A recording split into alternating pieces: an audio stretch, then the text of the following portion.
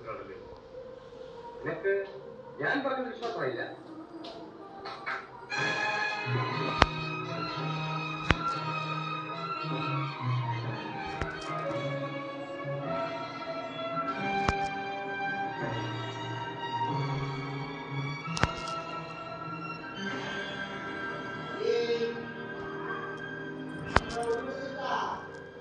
മദ്യപിച്ച് ലക്കില്ലാതെ കേസുമായി ശരിയേറ്റു. ഈറ്റ കൊല്ലപ്പെട്ടു. ഞാൻ നിന്നെ കാണാനായി വീട്ടിൽ വന്നപ്പോൾ ഇവൻ ആ മൃതദേഹവുമായി എന്റെ വീട്ടിലേക്ക് കയറുന്നത് ഞാൻ അവനെ പിന്തുടർന്നു.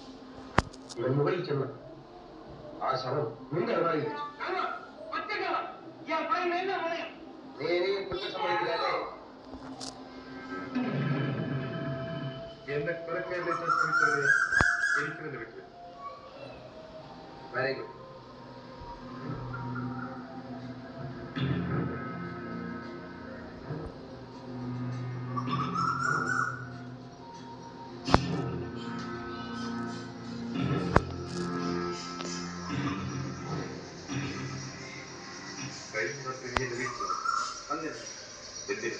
എന്റെ അമ്മയുടെ ചികിത്സയ്ക്ക് കുറച്ച് പണം കണ്ടു. സത്യം പറഞ്ഞു. വീട്ടിൽ വെക്കുന്നത് നീയല്ലേ? അല്ല, ഇവനാണ് വീട്ടിൽ വെക്കുന്നത്. നിങ്ങളുടെ വീട്ടിൽ എന്നെ കൊണ്ട് സത്യം പറയിക്കാനുള്ള വഴി